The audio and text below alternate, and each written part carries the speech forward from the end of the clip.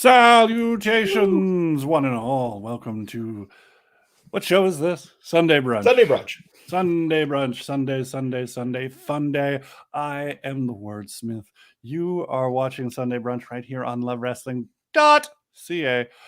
And beside me, the beautiful, the dashing Bobby Munson. How you doing today, sir? I'm doing fantastic, and I'm glad you stuck around for this because I thought I was going to have to go solo for a while, and that could have got all kinds of weird up in here. So I'm really glad that you're here to ground me in some reality so that we don't lose all our viewership. Well, hold on. Let me just see if I can pull up our nameplates here because I'm not able to do that. It's a great show so far. Technical difficulties. Bear with Sunday us. Just Brunch one there. Moment. Grab your coffees and sit back and I've lost my headset.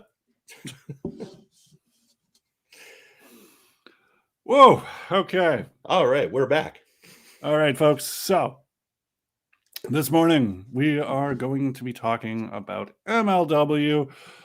Why are we talking about MLW? Because I want to. I just started watching it. I think it's pretty darn sweet. Or in the words of our esteemed leader, our esteemed ruler, the man who pays the bills, the man who has all the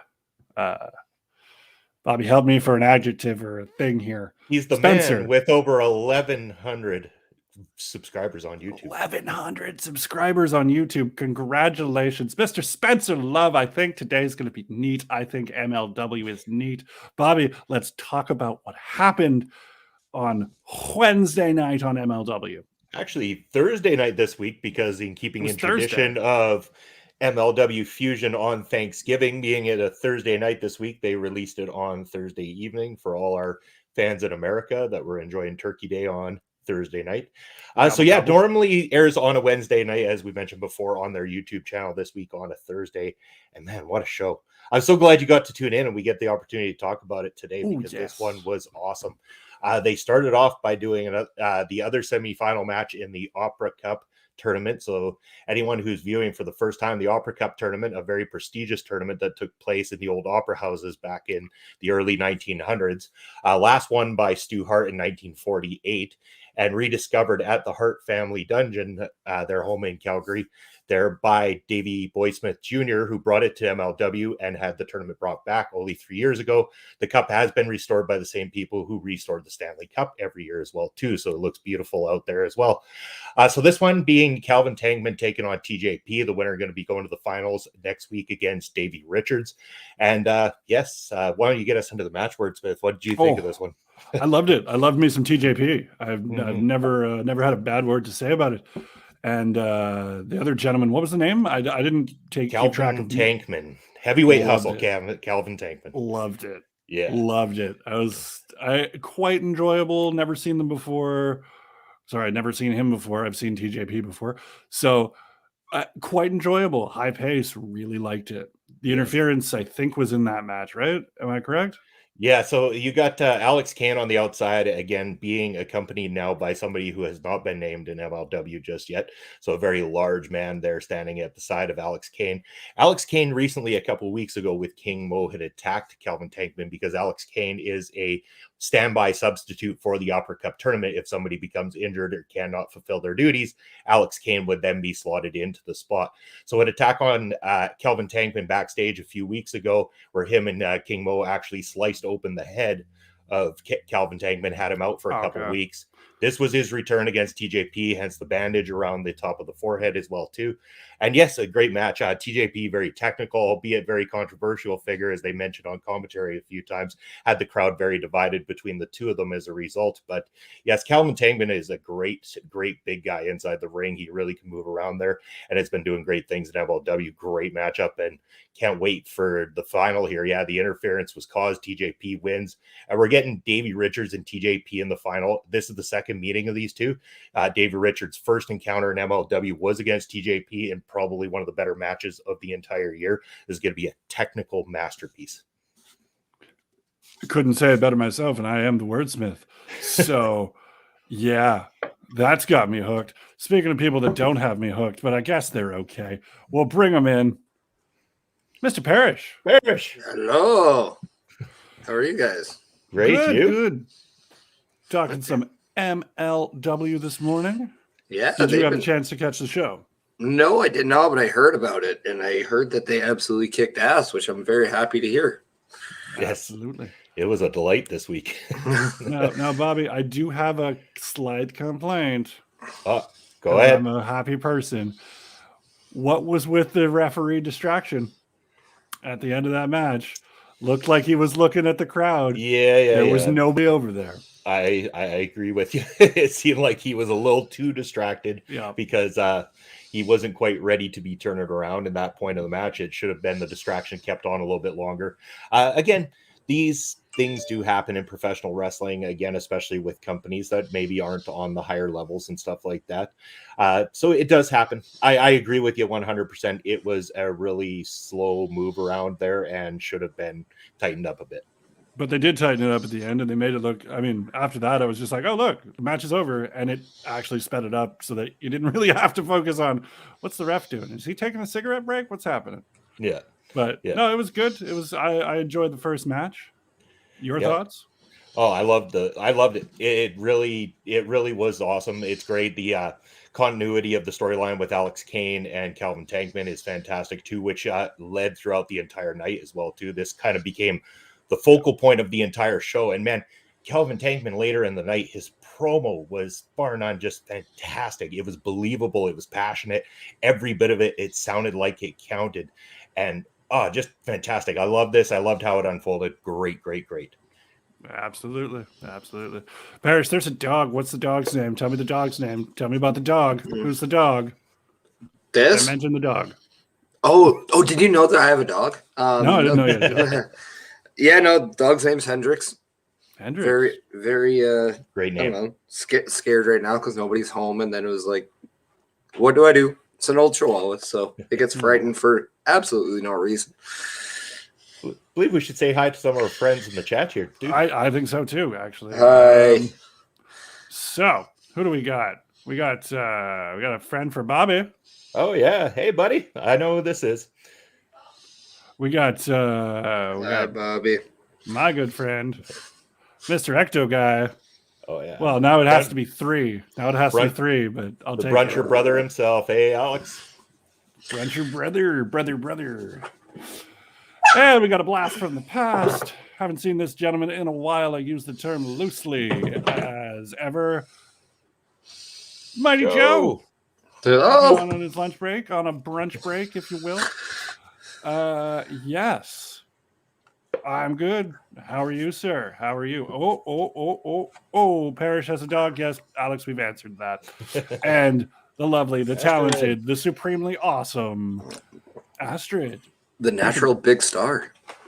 Look, Parrish shows up and suddenly the chat's just popping all of a sudden. People got wind that he's joining us. Well, yeah, it's the dog. The dog pop. It's the dog. I figured since Zach has Ticket, I might as well bring in the dog. Yeah, but Ticket has a theme song written by somebody. Ooh, it'll happen eventually. It'll see the light of day, I promise. But yes, should we continue with MLW or should we ask the audience? Folks, is there anything that you want to talk about this week in wrestling? I didn't see the promo on Dynamite. I haven't seen it yet. Oh. So I can't discuss it. Contractually, I'm not allowed to. But yeah, if there's anything, throw it in the comments. We will discuss if I'm allowed. Or these gentlemen can discuss it, and I'll just leave. I mean, native Saskatchewan, Brock Lesnar's coming back. That's a thing. It's a thing. And then please explain. I haven't heard what's going on with Brock. What's happening with Brock? They lifted his suspension, and he's going to be at SmackDown next week. They started SmackDown off with Kayla Braxton and Roman Reigns and Paul Heyman. And then she's like, breaking news, guys, which is like her tagline, I guess. And then she says, yeah, there's a rumor. And then Heyman just went off on her about rumors and how the head of the table only goes on facts. I thought it was funny because he just cut her down and then just like, this is your time to leave now. And just like gave the boot. And I thought it was so funny because the dynamic between Kayla and Paul Heyman, it's actually pretty entertaining.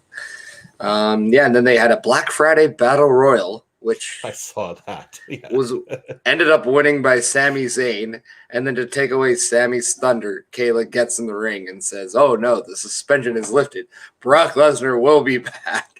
Yeah, but this continues the conspiracy. Brock Oh, Lesnar no, is going to come, it does. destroy Sami Zayn, take his I loved spot. it. It's perfect. I would actually be so happy if Brock Lesnar ends up coming in and screwing Reigns out of the title to Sami, because if there's one person that just deserves it, it's Sami Zayn. But see, then the conspiracy goes in his favor that time. I don't know if it works as well for him. It's Canada helping Canada. There's no conspiracy. Yeah, but see, Brock Lesnar just helps out Saskatchewan. That's the thing. He's just Saskatchewan, Canada. Yeah. Maybe he has a cause for Sami. I mean, fun fact. Nah, never mind. Actually, I don't want to touch that one. That's too political. Speaking of political questions, I hope he leaves. There, I said it. He won't. No. Like, he'll do stuff outside, but he won't ever actually leave. I mean, I think he is as likely to wrestle somewhere else as John Cena is. Yeah. Yeah. He's a lifer. He's in that position, that role that's been kind of passed down to him, like the Cena role, the Undertaker role, kind of thing like that. He's got it made there right now. He gets to do what he wants. He gets to protect his image, his character, and stuff like that. He's going nowhere. I really don't think so. Not unless something really troubling comes up. And I just don't see anywhere else that he fits in that he's going to go after WWE. I don't think there's a need for him, too. Like, if you want to go to Hollywood, I mean, is there a better platform to cross over than from WWE? Like, I mean, they got all the hookups, not to mention his cousin, I hear, is a big deal. So Slightly. But yeah, his potential to go to Hollywood, yeah, of course. I mean, that's great, but he's not leaving anytime soon for a full-time Hollywood career or anything like that. No, I wonder if that was just like, because he did say something on SmackDown where, like, I might be gone perhaps sooner than later. And it was one of those lines where it's like, I think it was more tongue-in-cheek and just to get everyone riled up or talking. Or he's in negotiations for a really big movie. And no one's going to know until he's gone. And then he also like said the thing on Survivor Series it was Survivor Series when Vince like had him come in the office. He's like, "Check out my egg, look at my egg," which was it's over. Okay, let it go. But then it's like it's worth $100 million, and Rand's no. Okay, here's the thing. That's how much my next contract's gonna. No. The only eggs we're going to discuss on Sunday brunch is breakfast eggs. I am done. The golden egg shit needs to go. Here, I'll crack this egg. Crack the egg. It's over. Who stole the egg? The writers. The movie was decent. It's enough. The Rock didn't show up. People got mad. I don't care.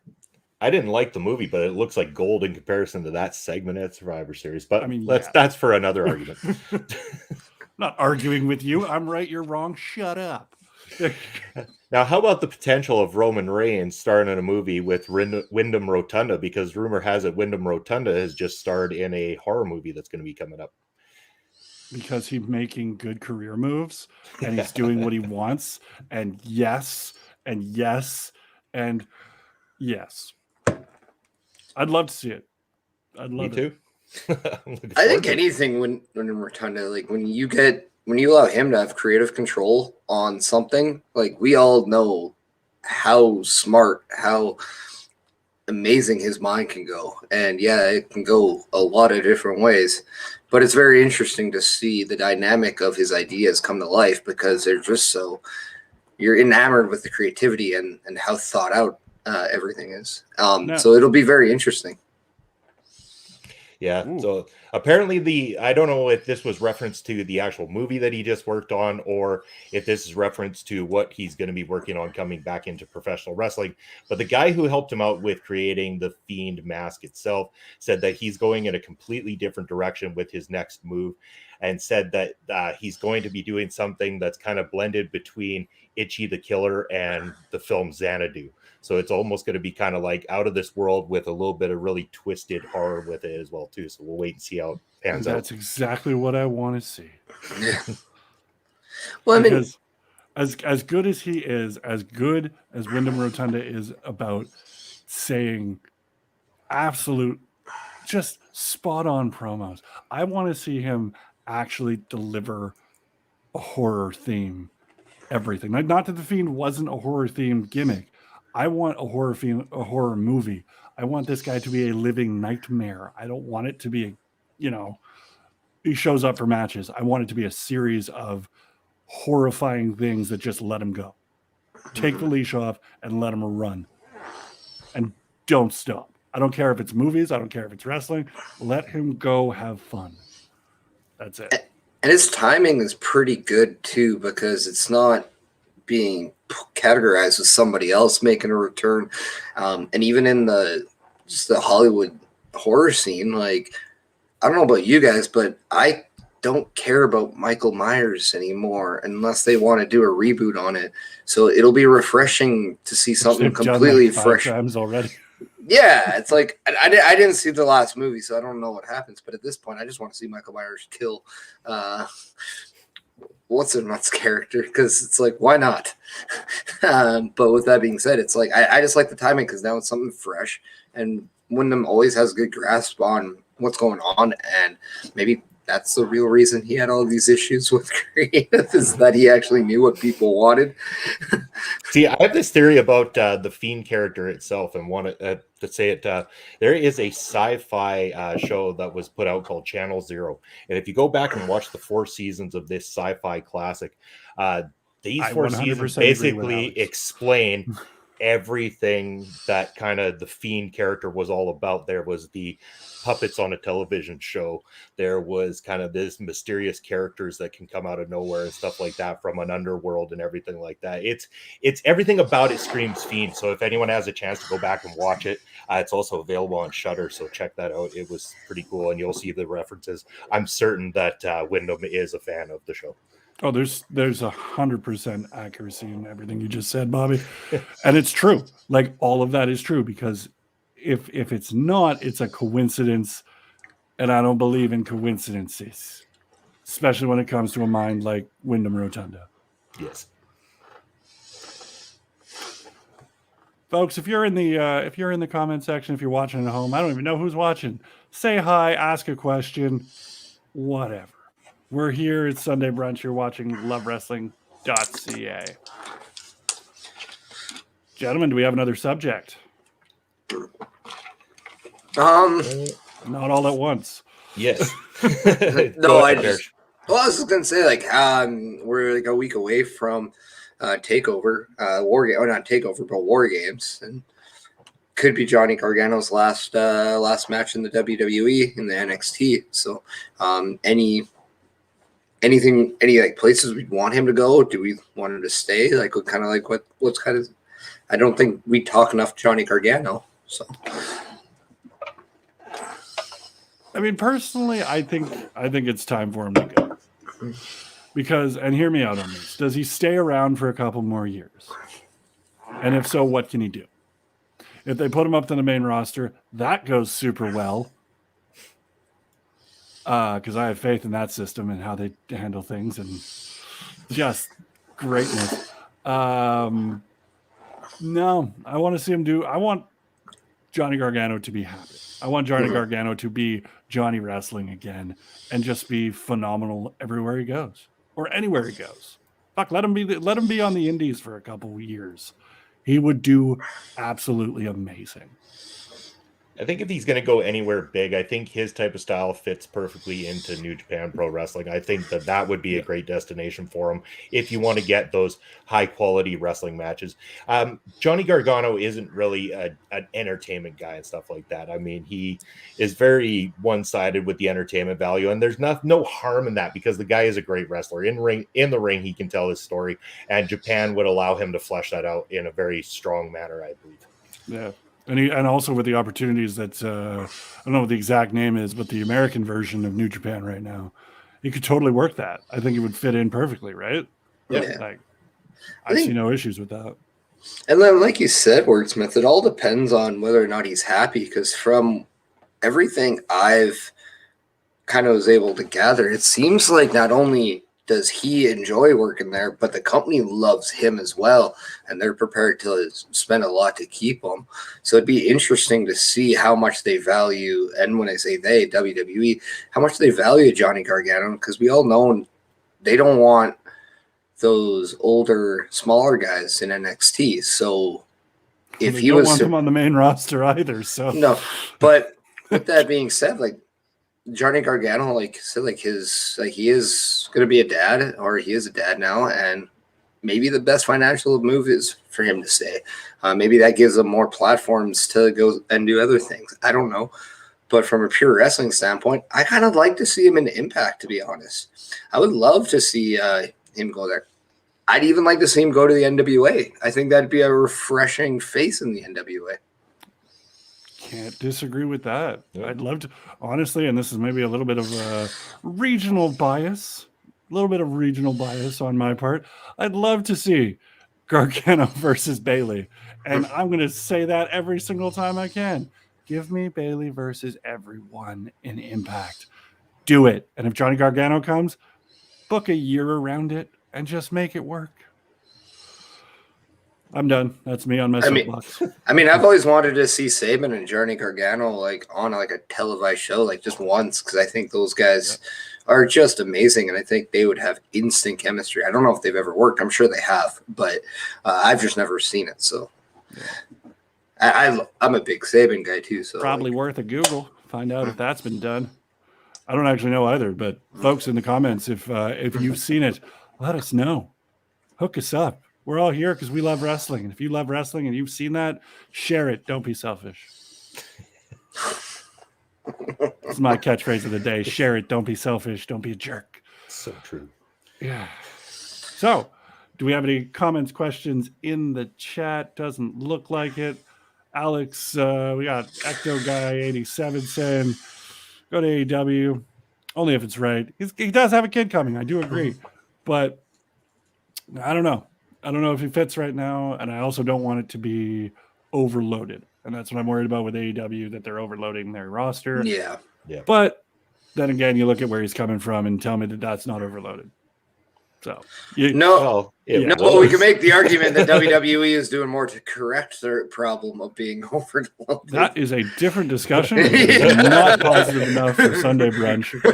So they just want to make sure that everybody fits on the poster moving forward. They're just trying to be fair, you know. Oh, the best is when you're watching. Your connection is getting bad. Watching if you're going to a show and you're seeing those old production trucks go, and they got those 4 or 5 superstars on it, and they're like, release. Yeah. There's one where I saw it, and everyone they had Daniel Bryan, they had Nia Jax, they had, I think, Aleister Black, and it was just hilarious to see nobody works there anymore, and you're like, way to keep your trucks up to date. They're just going to update the trucks, and it's going to be Cena, Roman, and Brock. Yeah, and Brock. Yeah. Or actually, no, it'll all just be Triple H. That's it. That could work too. The guy who's never going to leave. It'll be DX. In 5 years, they'll put Flair back on. And again, something they're positive on Sunday brunch. They're going to send a balding Shawn Michaels down with his buddy Triple H to try to take over AEW with a fucking tank. Oh, shit. I didn't mean to say that. I agree. You know what? Hey, pal, how would you feel about getting on a tank? Well, is that your church voice, Bobby? I guess I blew the budget this time. Oh, well. Bobby, don't give an F, because it's saying them all on Sunday brunch. Somebody clip it so we have proof. I went so many weeks without the F-bombs, I can't believe I failed. Yes. Flipping A, as censored Canadians would say. To be fair, when you're talking about the direction of WWE, it's hard not to say the F word sometimes. See, this is true, and this is, to shed a personal light of philosophy on you. It's early. I'm tired. So this is why I don't watch it. Because well played, Alex. Yes, get the F out. Yes. Although they lost to Panda Bears, let's be real. Sorry, that's an old joke, but it's a good one. They lost to a panda. But those pandas are adorable. Come on. Pandas are vicious. They beat the crap out of you in court, didn't they? Oh, come on. We all know Panda Express is overrated. Just like they say F the police, I say F the pandas. Whoa. Whoa. Move on. Next topic. I will say that the Get the F Outs campaigns were really creatively done, though. Yeah, I got to agree with Alex on this. This episode really is turning into pandemonium. Pandemonium. Hold on, I'm gonna give no. Yeah, there we go. No. I don't know how to get back. Oh, there we go. No, that's the wrong one. Ah, there we go. Checking this pandemonium garbage off. There we go. Again, now it just seems like you're pandering to Alex. Bears, get out.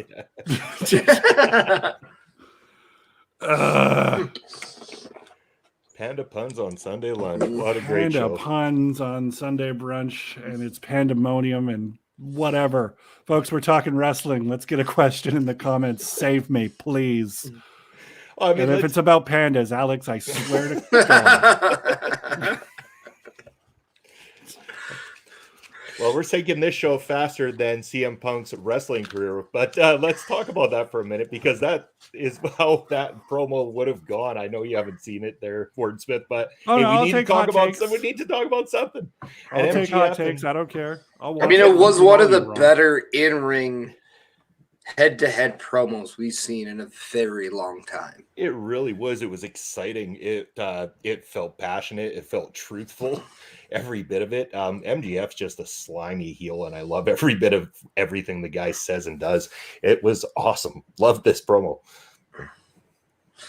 Yeah, and I love the fact that you can tell they had their own shots with each other, and you know that they were setting each other up. It was a great work, but a great piece of just back and forth that made you interested. You wanted to hear what was next. They kept you very engaged. The crowd was hot.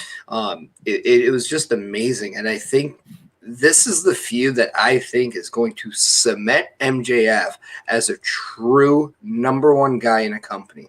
Yeah. Is just because there is something that the rub up from CM Punk just solidifies you. Yeah, like I think Daniel Bryan solidifies you as an in-ring wrestler when you have a match with him, but CM Punk isn't known for being a great wrestler. He's known for being a great performer, and especially on the stick. And because of this, it's just going to absolutely take MJF to the next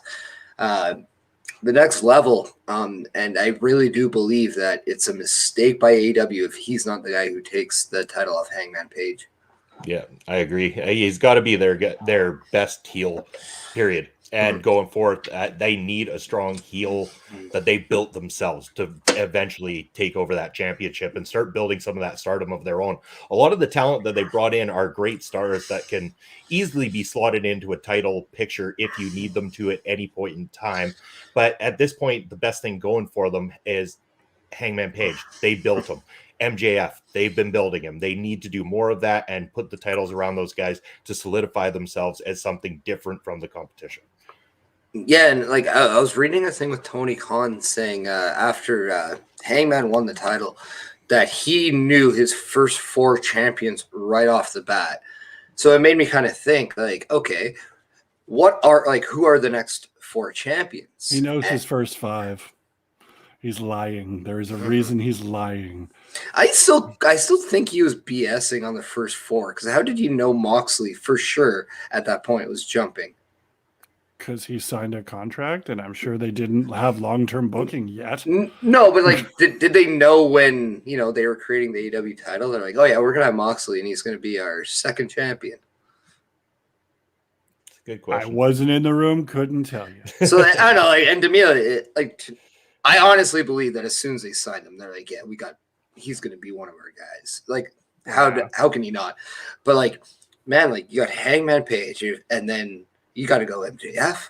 I think Darby Allin's the perfect guy to take it off him, and No, then I maybe don't think so. then maybe Bryan Danielson, and then maybe back to either Kenny Omega or maybe even Adam Cole at that point. I don't think I agree with most of it except for the Darby thing. Darby's got to wait. Darby's going to be the long struggle. Oh, sure, but the Hangman thing was a long struggle.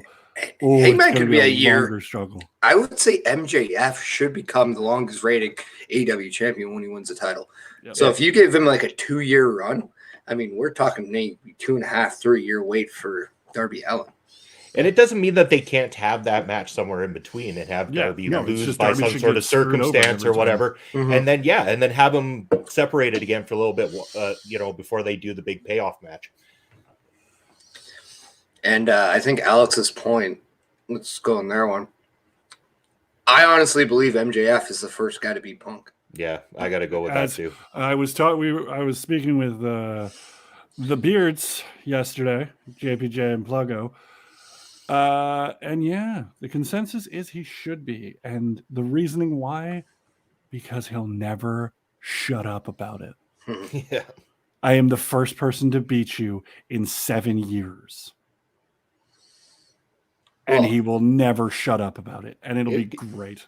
Someone check that stat, because is it even longer? Because when was his last defeat on WWE before that's leaving? true. Well, he the lost in the company Royal too? Rumble. He lost in the Royal Rumble. Yeah, but who doesn't Yeah, lose but the we Royal all Rumble? lost in the Royal The one Rumble. guy who wins? Well, yeah, but that one guy who wins has lost how many Rumbles to get there in the first place, though? Right. But no, because he had like the matches with the Shield guys prior to that, and I know like I think lost to Roman or something. So, But still, imagine yeah.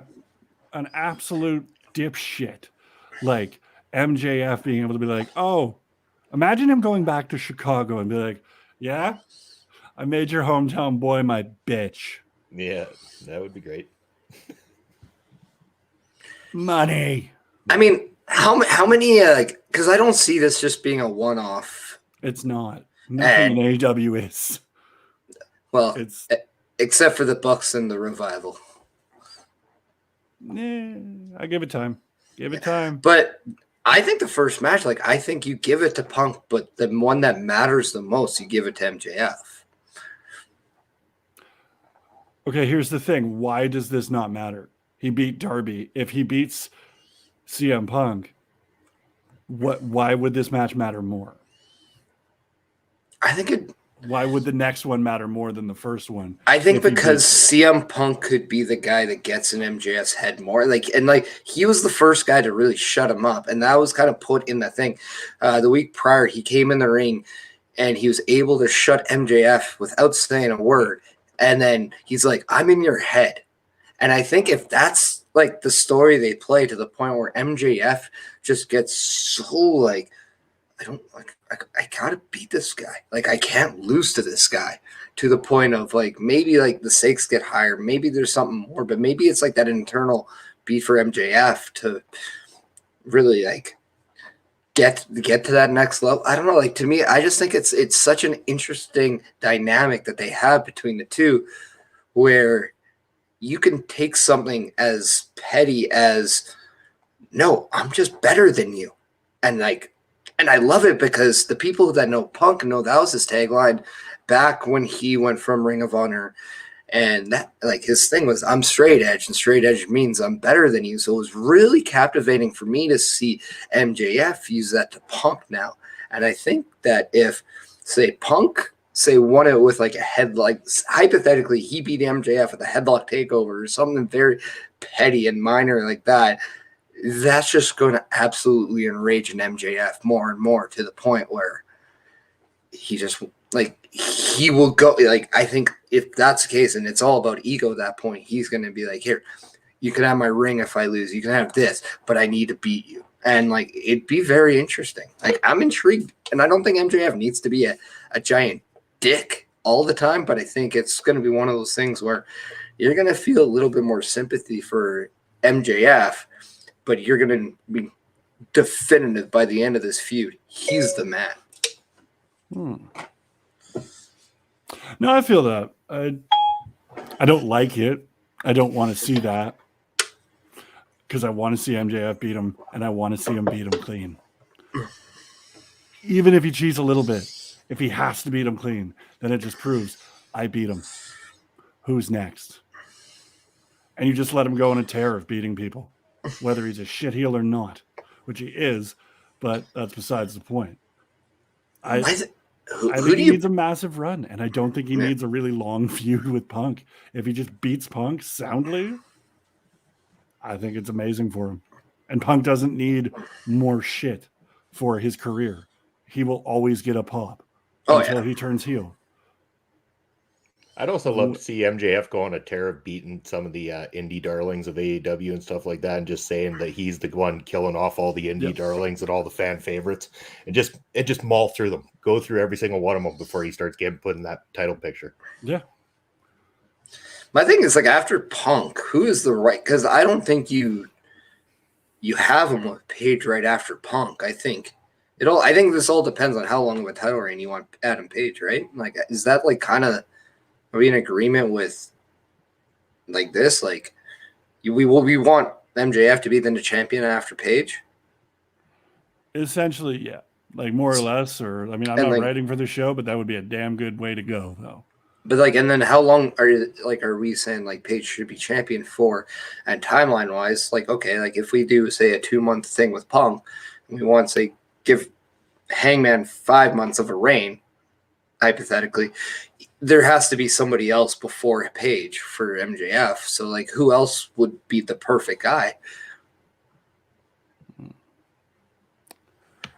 Do you necessarily have to have a single person? It doesn't have to be fleshed out as a feud. The champion can really have single one-off takers at the championship. I mean, he really still owes that title match to Danielson as well, too. Like, I mean, you got that. You could have other guys making the claim. I mean, even Miro could step up to the challenge, claiming that he, almost had that opportunity in the first place. You could slot him into that spot just to have that separation long enough before the payoff, so that you're not really having Adam Page dropping the title too soon.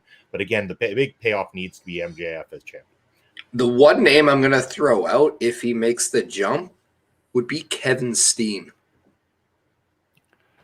Yeah, but there's other things for him to do first before that happens, because that would give new life. I mean, not that we don't already have it, because we got the tension between I meant with the Bucks and like, say what you will about that promo, not this week, last week, where Kenny was basically like, no, Adam, I don't like you and I don't trust you enough to run the company while I'm gone. I think we have that. And if you add Kevin Steen to the mix, oh, that doesn't need a title. That's just all ego. And I want to see them kill each other. And it's going to be great if it happens, which it should. Well, and that's the thing. Like, we're talking about, there's potentially 3 or 4 guys that could very well be AEW bound in the next few months, whether it's Kevin Steen, Kyle O'Reilly could be another one. Then we talked about Johnny Gargano. So it's very intriguing, because 2 of these 3 guys have deep rooted history with Kenny Omega, Young Bucks, and all. So, and then, do we even know if Sami Zayn has a contract still going? Like, does he have a long tenure still on his contract? I'm really not sure myself. I try not to pay too much attention to that kind of stuff. I mean, as much as we like to talk about it, like, sometimes I just want to watch the wrestling. Yeah. There's contracts? I thought they were independent contractors. Yeah. Whoops, did I go that way? Anyway, not to move forward in this conversation, but... Question from the chat? We got a question from the chat. Okay. And I think it's a good one. I don't have an answer, but maybe you guys do. Somebody want to read it? I can't. Favorite hair versus hair or mask versus mask match with Grimes versus Hudson as hair versus hair coming at War Games. I know who Grimes versus Hudson is. I could take this one for sure, because I got one in mind. Back a few years ago, so we're doing High Impact Wrestling here in Saskatoon, and we had this big rivalry going on between husband and wife in the form of Kat Von Hees and Bobby Sharp. This one paid off in a match matchup where it was going to be the hair versus hair match, husband versus wife. And I mean, cynically, obviously, there was a lot of people in attendance that night that kind of wanted Bobby Sharp to win to watch him buzz his wife's hair off. But ultimately, she did get the win, and Bobby Sharp ended up with the one with the trimmed locks at the end of the night. So, and that's, I mean, if anyone actually knows who Bobby Sharp is, you know he lost a lot of hair in that buzzing. I was in his wedding party. There you go.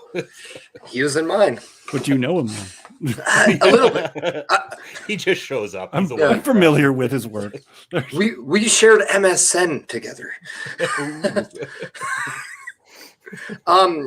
But to go on, like, man, favorite mask versus, I think like one of my favorite masks on the line feels intriguing was Kane, because he wanted to see what he looked like without it.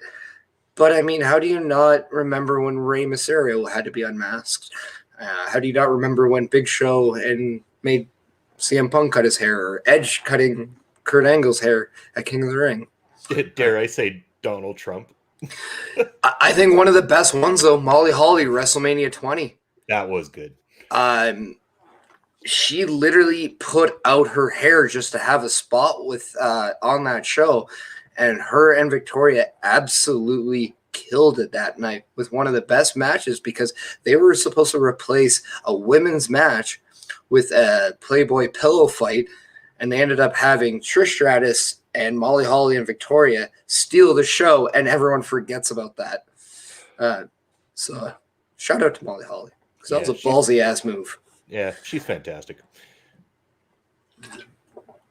What are your guys' favorite, like, cutting hair, losing a mask? I think, personally, and the reason that I think it's a hilarious match and it's one of my favorites because it sticks out for one particular moment, I think it was a CM Punk match versus Rey Mysterio.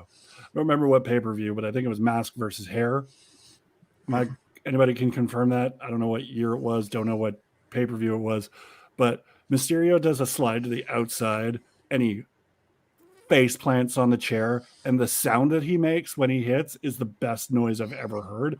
It's something along the lines of as his face hits the chair, and it's my favorite sound ever. If I could, I would have it as my ringtone.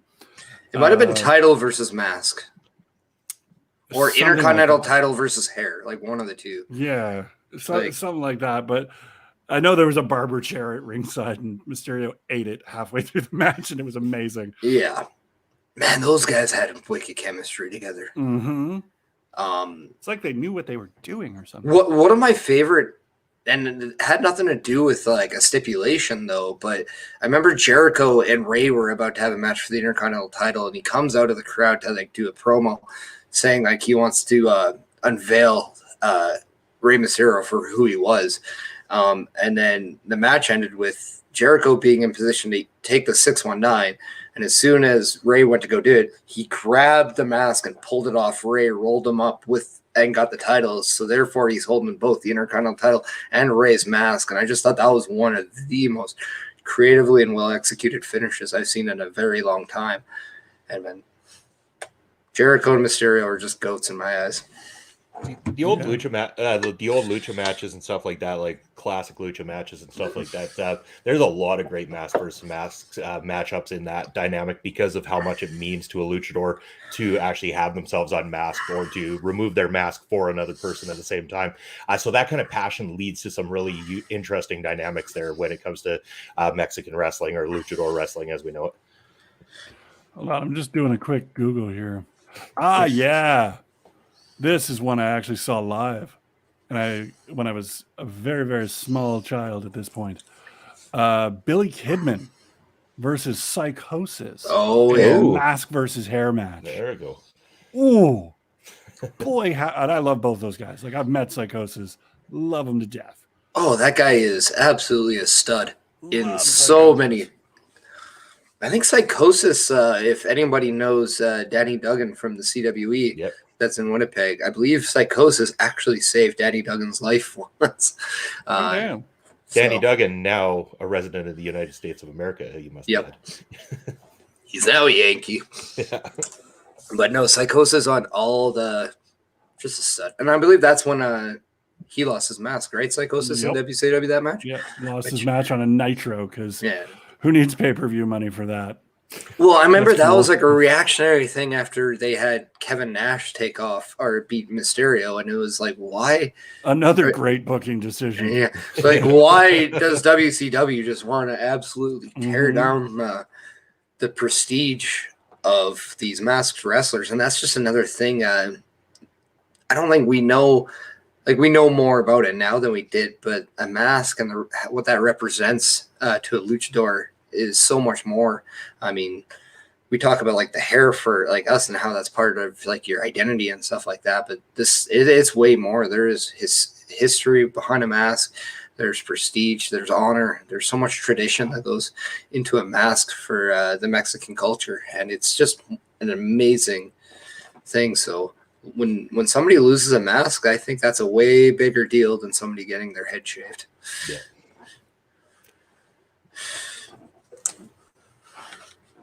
I mean, yeah, not much more I can add to that. Let's talk about this because Alex brought up a pretty good call here. I have to agree. Angle was better after he lost his hair. To go off that, Angle was better every single time he stepped into an arena. That's true. Yeah, no, I can't deny that. That guy improved every single time he came out. He was fantastic. Yeah. One of a kind. Yeah, I think too that helped elevate Edge more so than an 100%. elevated Angle. But like, yeah, Angle just. I mean, when we talk about machines of the pro wrestling world, that guy is. Talk about Brian Cage. That's what we talk about, right? Oh my god. Spencer's not here. We can talk about it. That's a machine with a few missing bolts, though. Unfortunately. It's trying to be nice. It's positivity on. Oh, okay, sorry. I beat Brian Cage. He's got a great smile. He does. Can confirm. Not really good at cosplay either, but sorry, I have to be nice. That's like, positive, not so good at cosplay. This is. It's like you should know your limits, bud. You should know them. I think Bob just wants to get. He's very limited. Yeah. See, seems like he'd be a person. So that Moving Angle on. guy, what a guy! What a guy! What a guy! What? How about Samoa Joe? Did you know that? Yeah. He also likes milk. Quite a bit. Not lactose intolerant, that boy. No. Not lactose intolerant. Quite regular, apparently. Oh, to quote the late great Mean Gene Okerlund. You're the shits. That's what people are going to say about this show. Folks, if you're in the comments, if you're still here, I apologize. If you're still here and you want to comment, give us a topic. We'll discuss it. If you don't want to talk, that's fine. I understand. But we need something. It's a good thing we have enough people working for Love Wrestling, so it seems like we've got people watching the show every time on Sunday Brunch. We do. It's real. There's somebody watching it, sort of. I think. I'm gonna get a message from Spencer in like 5 minutes. I swear to God. He's regretting his decision bringing me on board months ago. I know he is. I mean, yeah, that Bobby was a nice guy. With war games coming up, just out of curiosity, like, how do people view the old school versus the new school mentality for this match? I like it quite a bit. I think I don't know how it's going to play out because if the old school loses, all right, then where do they go? Also, if the new school wins or loses, then what? And what happens to the guys that are almost done their contracts? And there's too many variables, but it's going to be a damn good match. Like, never mind the result. I just don't see how you don't have Braun Breaker pinning Ciampa to win the match, and that sets up the eventual rematch and title switch. Yeah, but what about after that? So you lose Ciampa? Like Ciampa goes up to the main roster and becomes a lawyer again? No, I don't think he has to leave. I think like he can still be there without needing the championship. I don't think the title defines him in NXT. What does he do? He's done everything. This is my problem with NXT at the moment. I would put him in Vince with a Joe Gacy after and help Joe Gacy coming up. Like I think he's gonna be that guy where if they want to see if this new guy is gonna be the guy, they got Tommaso Ciampa there to ensure that this guy's ready or not. Like I think they have those building blocks in NXT now. And I think in a weird way, Johnny Gargano is part of that too. But I don't know if – and I think too, like I would love to see him on the main roster simply because I would love to see him and Austin Theory back together because I think those guys are freaking hilarious together. But I don't know. Like I think NXT now has their pieces put where you have a good little mix. You also have Pete Dunne still right there. And it wouldn't be the worst thing to have, I don't know, Ciampa against Dunne. And then you have a nice hard-hitting match. So, like, you can still get the pro wrestling fan back on these shows because they still like these characters. Can confirm Pete Dunne, such a dude. Yeah. I've met him twice. Such a dude. Actually, no. Scratch that. I've met him 3 times. I have actually held the UK title. I didn't beat him. He gave it to me. And then he took it back and he threatened me. But it was fine. I love you, Pete Dunne. Another machine, actually. That guy is pretty. Absolute machine. That guy goes bell to bell. Absolute machine. That tends to be the European style, though, in general. Like anyone who gets an opportunity to go watch some of what they do over there in the UK, they have got some fantastic wrestlers that can go the mile inside that ring. It's great work over there. Oh yeah. I just watched NXT UK just the last one the other day, and man, Noam Dar, like that guy is the complete package. Yeah. He is so good. Sam Gradwell, that was package. One of the best matches I saw from him. Package. It's the total package. By the way, if you're interested in listening and hearing about the total package, Lex Luger, go watch Poetry of a Promo from this week because I cover the best promo from Lex Luger ever. Parrish, you were saying, continue. Oh, I did that. So you had a segue. I had a segue. Yeah. I lobbed that one up for you, brother. But I knocked it to midfield, and then somebody caught it, and I'm out. So yeah, but then we also talked about the current UK champion now, Ilya Dragunov, and holy cow, that guy doesn't have a stop function on him. Nope. And it's just, yeah, go check out NXT UK. That's a great show. Yeah. That Heritage Cup idea, it's just nice and different. Like I really appreciate it. Like I wasn't the biggest fan of it when it was coming up. It just seemed like too much. But now I really dig it. It's just a nice concept. It's fresh. It's yeah. Like and I really like it. Really good storytelling in those matches. Mm-hmm. And next week, by the way, we're gonna see Pretty Deadly defend the NXT UK tag team titles against Mustache Mountain. So that's gonna be a banger of a match. Beautiful. Yeah. I think my body's ready for that. That's gonna hurt quite a bit. I got something I'm tuning into this week for sure. Yeah, so NXT UK does not get enough love, and I think it's time we show them that love. Well, maybe we need to start talking about it more on the show. There's a mission for the 3 of us right there. Mm-hmm. As there's no new comments, we've lost them all. They're all gone now. Well, they're all drinking milk and checking out panda videos on YouTube. Or no, they're actually probably watching Poetry for Promo. That's what I hope for. Well. So, what do we want to do now? Do we end it? Do we end the misery? Or do we Astrid's still here. Hey, we got Astrid, you're here. Astrid, the floor is yours if you want to ask a question. Thanks for having a better attention span than any of us in the show today. Sorry, who's talking? Oh, what? Squirrel. Oh, and Alex is still here too. Oh yeah, Alex. All right. Alex. Okay. Well, you know what?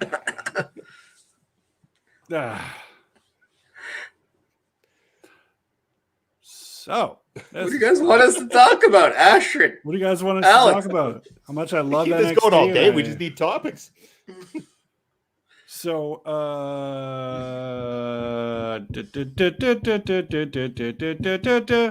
It's not Ed's gimmick. That was our gimmick for Reacts, and then I just never showed up on it. Let's go. What's a gimmick? I don't know. I got one on my finger. Oh. I think Alex got a good point there. I think we should throw that one up. I got it. I got this. I got it. Yeah, hit the gimmick, brother. It's a good question. I enjoy this question. Are you ready? Got to build the anticipation. Boom.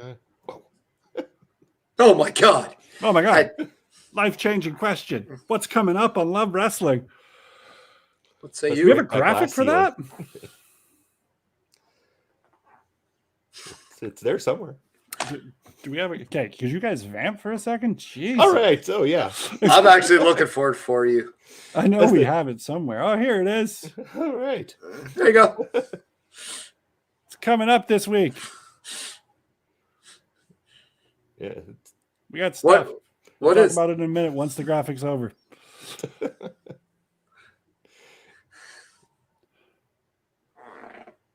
That's what you can expect on lovewrestling.ca this week. Can we get rid of the graphic for a second? Oh, wait, we're good. So, I'll speak for myself here. You guys can see that graphic on our Twitter, Instagram, whatever stuff. I've got a Hall of Fame worthy episode of Poetry for Promo coming up tomorrow. It's going to be a longer one because this person has had a hell of a career. Not so much in wrestling, but in music. I think you may have heard of him. John Michael Osborne, better known as Ozzy, the Prince of Flippin' Darkness. Osborne. Yep. It's going to be a damn good show. We're going through every single appearance that he's made on WWE TV. Also, there's a special bonus feature. But if you want to know what that is, you got to watch the show. Give you a hint. Kind of looks like a Viking. If that didn't just give it away, then you don't know what you're thinking about Ozzy then. What the hell did that mean? Anyway, then you don't know anything about Ozzy and you're in the wrong place. But what do you gentlemen have coming up this week? I don't. Not all at once. I mean, next Sunday I'll be. I mean, Bobby, you're talking about Kat Von Hees. I mean, she just joined me and my tag partner yesterday, so we kind of now are a little faction. So, I'm probably. I got a tag match with Kat Von Hees next weekend, so that's going to be a thing. That? RCW Wrestling in the Edmonton area. Make sure you get your tickets at Eventbrite. I think they're $20. I don't know what. I don't know. I don't sell tickets. I just tell people to come grab them. So, but yeah, come check that out at the Northleach. We have Michael Richard Blaze. We have Heavy Metal. I think Rich King, the sponsor. He's going to be there. Eventually, I'm going to punch him in his face. So that's going to happen eventually. I do not condone violence, but okay. Keep sticking his nose in my business. So he punched me in my ding-a-ling a couple weeks ago, and I did not appreciate it. My perishables are still feeling side effects. And but he does know his good stuff. Speaking of our sponsor, I mean, I know he gave Parrish a bit of a problem. Parrish, I'm going to leave it to you.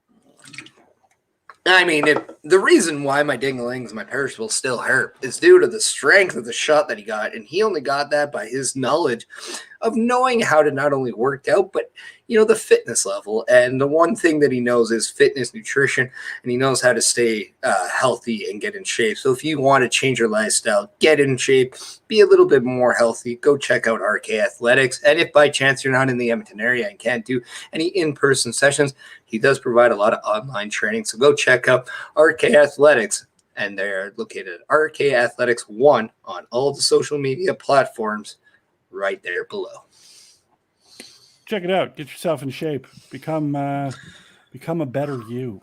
If you want to, no pressure. Well, gentlemen, unless we have anything else to talk about, I mean, maybe this is a good advice. Maybe don't punch our sponsors. An idea. It's okay. I'm with the band. And on that note, I think we're going to call it a day here, folks. Thank you for tuning in on lovewrestling.ca, wherever you're watching. Facebook, YouTube, Twitch, MySpace, if that's still a thing. I don't know. I'm vamping here. I think I got one of those. I think I did too. Connected to my Napster account. It is. So what we'll do is we'll go around the room, tell folks where you can find yourselves. We'll start with you, Mr. Bobby, giving you the big screen. Ooh, big screen time. Oh, Okay. look who's on the big screen. Bobby, you're looking great. Bobby looking absolutely stunning. You know what? I don't know how to do this, so it's fine. Go ahead. So yeah, you can find me over at my channel. It's Ring Respect Radio is the show. And this week, actually, I just uploaded an interview with Phil Deadly from Prairie Pro Wrestling. He tells a lot of great stories about training with Lance Storm, heading on down to Los Angeles and working with Brian Kendrick and some amazing talents down there. And also about his time spent in Mexico and everything like that too. So go check out that interview. It was fantastic. It's about 47 minutes long and it's all Phil. He talks a great game. Mr. Parrish. I'll be very, very busy at home doing my job, brother. So you'll be able to find me in the ring next weekend in RCW. Make sure you check out YouTube on their fan page for anything. Make sure you check out all the social platforms. You can find mine at Chris Parrish on the Twitter, Chris.Parrish on the Instagram. But make sure you always check out lovewrestling.ca on all platforms and go to check Love Wrestling for the shop and ratethispodcast.com/Love Wrestling because we want to be number one as all you great fans helped us becoming 1K subscribers this past week. So thank you very much. And then there was me. I am the Wordsmith. You can find me on Instagram and Twitter at Poetry of a Promo. And you can find me tomorrow right here on lovewrestling.ca.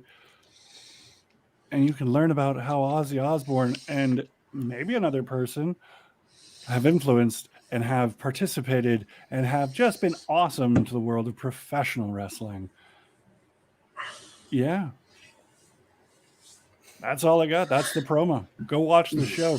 Love wrestling, folks. Thanks for tuning in. Until next time. Ta-ta.